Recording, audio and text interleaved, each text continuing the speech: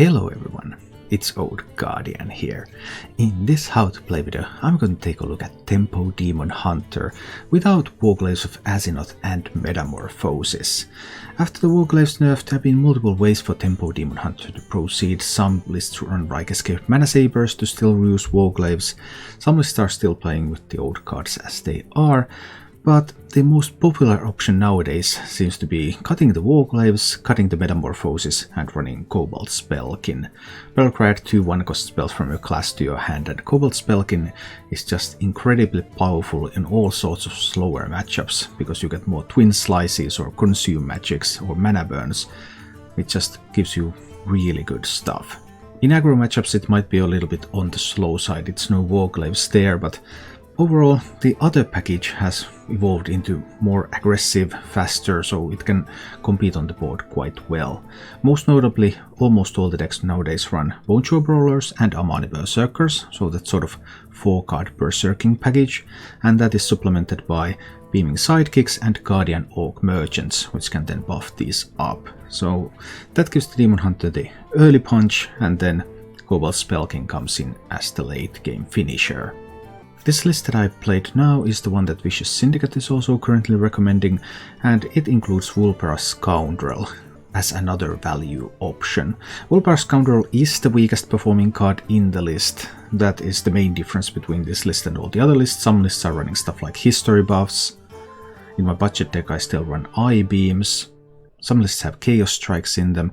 There are multiple options for that slot, and Vulpera is a decent option, I guess. Nothing too great, but not too bad either. Discovering some additional spells can sometimes give you situationally powerful cards. As for the mulligans with this deck, you're looking for your early game minions, placing Battle Mage, Battle Fiend, Amani Berserker, Bone-Chewer Brawler.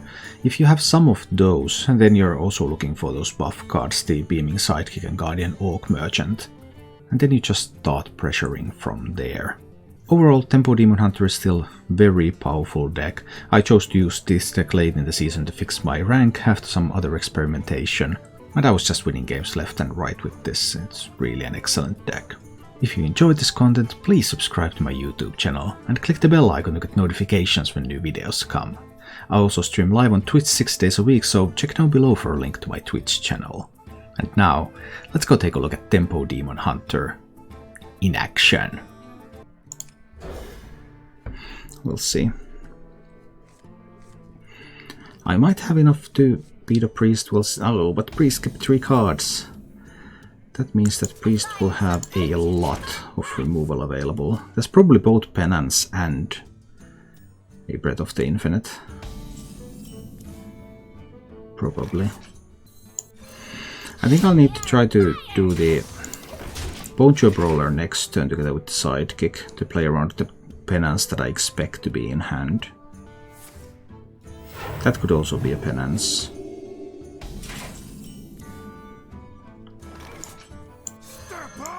I think I need to try it like this. So now if there's some AoE, then well, this one gets bigger. And not enough mana to play AoE plus Penance. The future is clear. Okay, Skull or Shadow Weaver. Not bad, I suppose.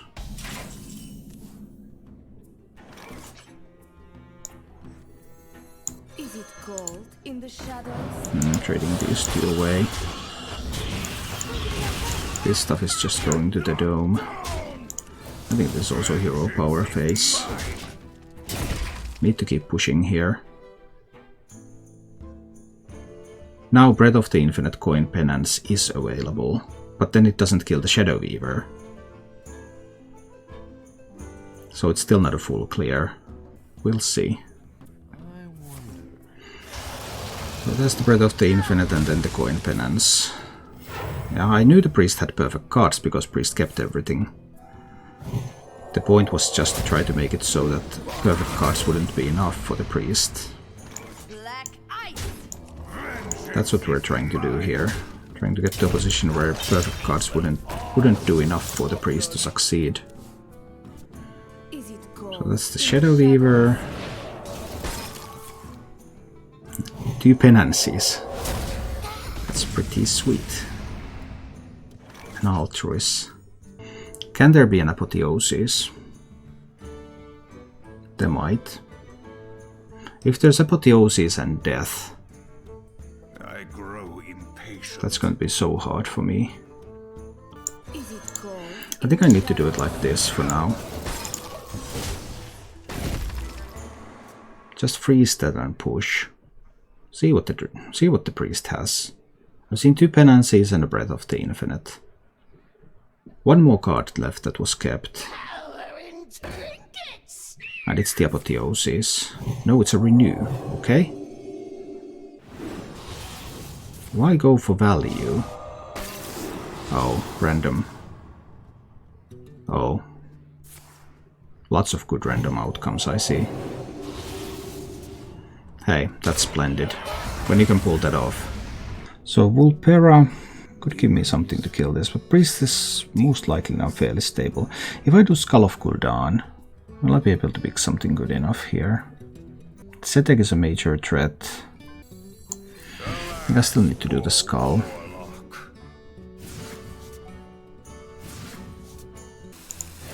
I think I just need to risk it and push.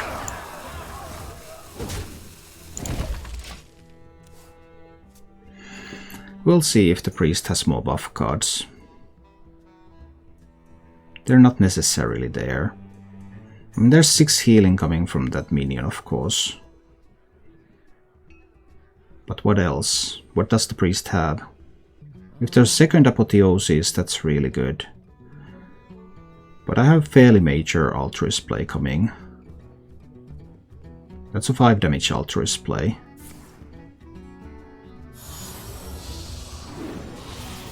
My blood be born again.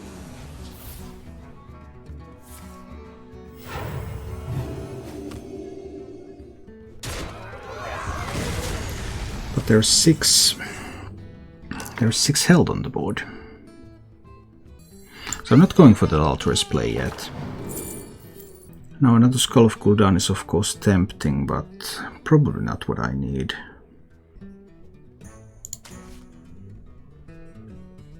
More slices, okay. Might even pick the Metamorphosis. Okay. So we're going for some major slice plays next turn. Hoping, of course, that there wouldn't be more copies of Apotheosis here.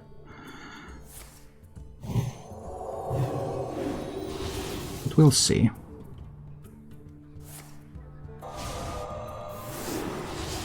Priest is trying to find something.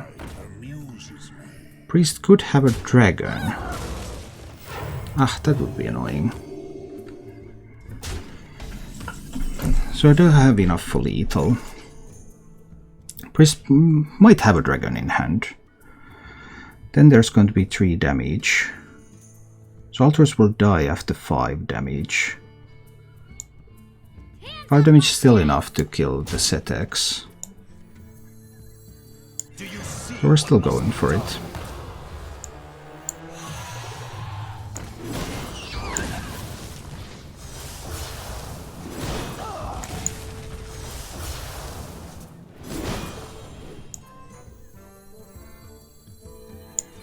We'll see if Altruist dies or not.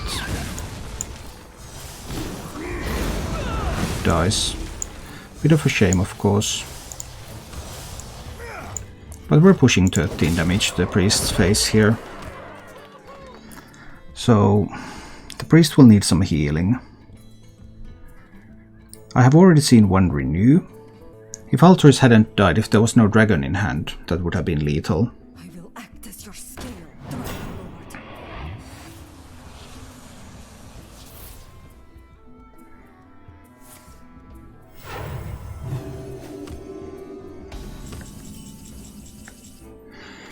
No, I have lethal. What am I talking about? I'm talking complete nonsense here. Of course I have lethal. Why wouldn't I have lethal? I'm playing Demon Hunter. I mean, Priest can keep full hand, have perfect cards, and we still kill them. Maybe I'll keep the slice, just in case it's 2. Let's see. Top 2k, here we come. Well, I've already been in top 1k this season, so that's not exact. Top 2k isn't exactly something. I've been like 500 this season. And of course much higher earlier, but it is too remarkable. Let's see if there's Soulfire in hand. I mean, Soulfire is the answer to this, isn't it? Is there another answer to that? These stones shall break your bones. I suppose that's a pretty decent answer. But it was coined out, so it cannot be used with a Diseased Vulture yet. So I could do Beaming Sidekick on this. Put that one to 5 health. Then I could slice and hero power to kill the Voidwalker. And then I'd have a 2-5 against that 4-5. There could be a Guardian Orc Merchant. Hey, I got you, friend.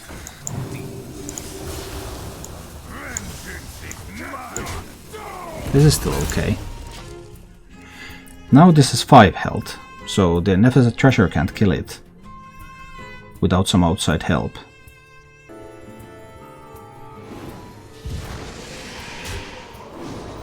Okay, and then there's the Guardian Orc Merchant. When there was also a Voidwalker, then that was good. That Voidwalker was really good. Without another Voidwalker, this would have been much easier. That second Voidwalker was splendid, and 2 buffs too. Oh, that was a great hand. I can't do a Claybound Adept yet. Next turn, if I Shadow Weaver this to deny synergies with the Diseased Vulture, this one can still be traded away fairly easily. If I play Satyr Overseer, then this one gets to attack. If there's a Diseased Vulture, this gives the synergy. Satyr Overseer can be killed by the Guardian Orc Merchant. Is it cold in the shadows? So this is probably the optimal line. This means that next turn I can get the Satyr Overseer out there and I can kill this Voidwalker. And I deny Diseased Vulture summoning a minion this turn. But there could be a Magic Carpet. Wow, this Zoo hand is the best Zoo hand ever. That is simply the best Zoo hand ever. That's truly amazing.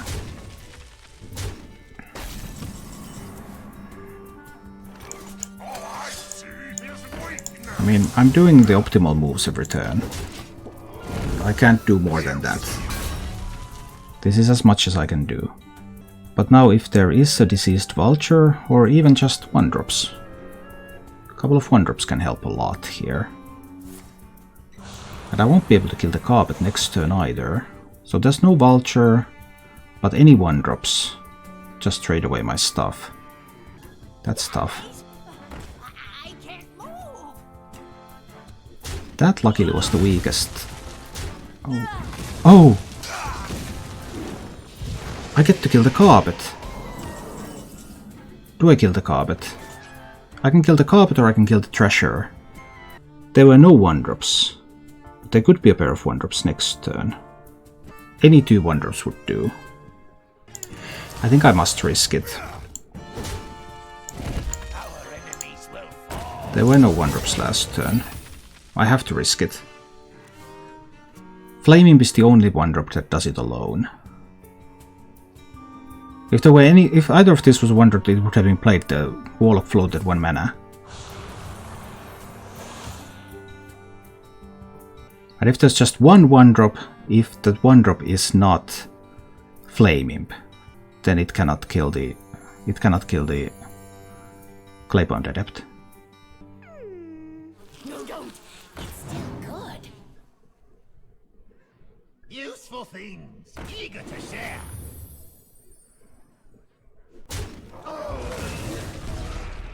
Carpet could be used now to kill the Claybound Adept.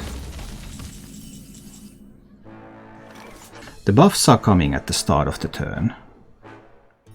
I don't want there to be 2 buffed up Nightshade Matrons. Yeah, I don't. Need to get ready to do a Skull and then an Altruis over the next 2 turns. This will have to trade. Then there will be Matrons, but the Matrons will be just 5/5s. Not 7/7s.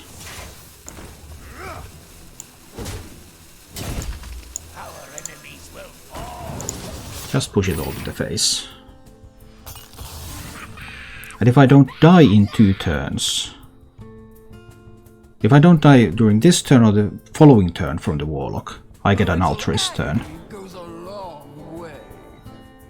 Darkler can refund some of the mana.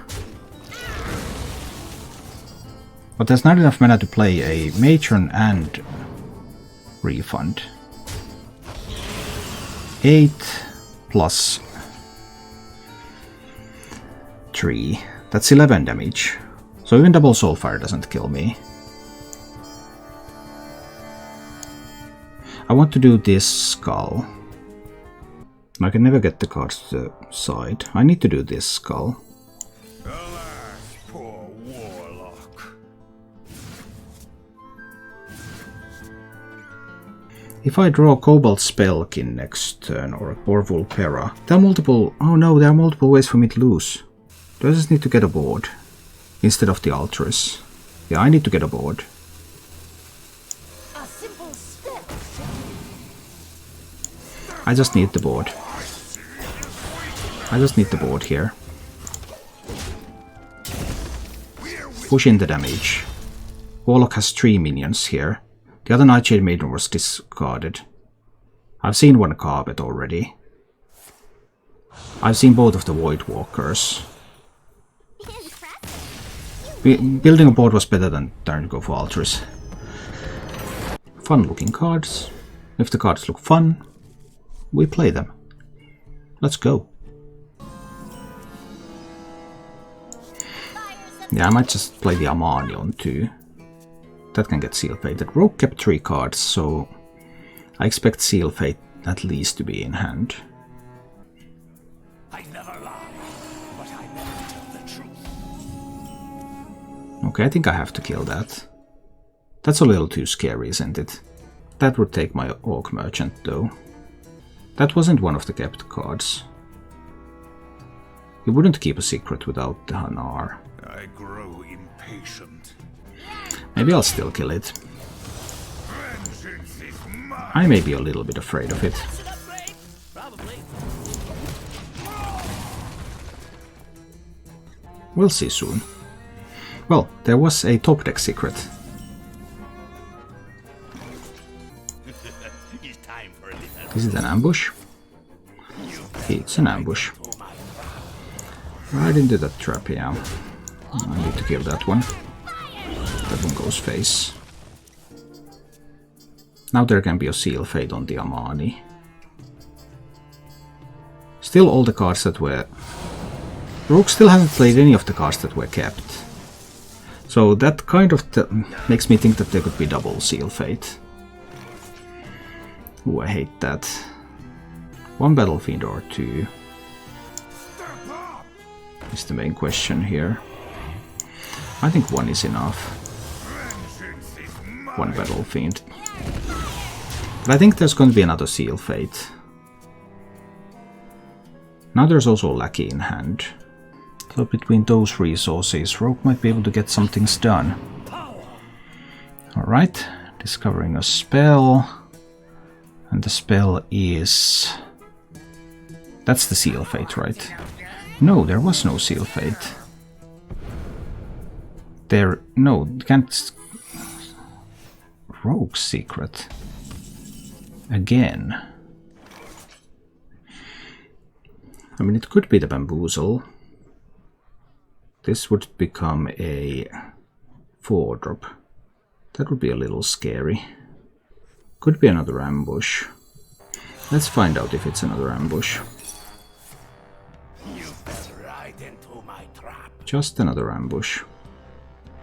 Do I freeze that and kill the Lackey and push face with the rest?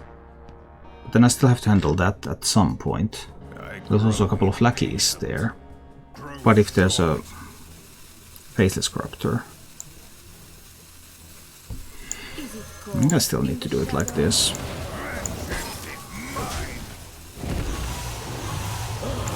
I still think this is the right way. Whiteboard hit phase. I haven't seen any backstabs yet. More spell discoveries. One card left that was kept. Well, there was no Faceless Corruptor, because Faceless Corruptor would have been a great play. Rogue gets to reroll. There could be a huge Edwin. Can a huge Edwin raise this? Not without a backstab. Maybe. Or maybe it can. I can also roll a silence from the Spellkin. Rogue gets quite a few rerolls here.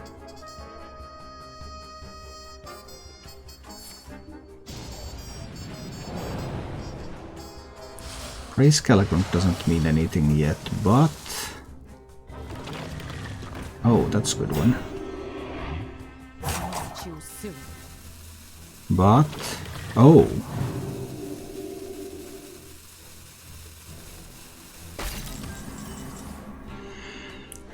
Can I pick up a silence? A simple spell. Can't pick up a silence. A little bit sad about that. 8 damage over there. Leaves 4, 7, 9 to the face. Or 6 to the face and the ambusher dead.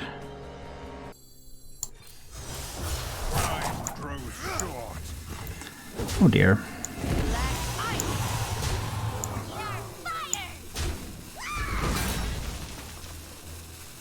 I'll kill the ambusher. Yeah, let's do that. And put 6 to the face. I think this will have to do. Wasn't ideal, but... I could have put the rogue down to 9 though. I would have had 7 from hand. That could have potentially done something. Nice coordinated strike. Dazed! Thanks for the cheer. At last, legend rank for the first time. Awesome, Dazed. Congratulations. Glad to hear that you made it there.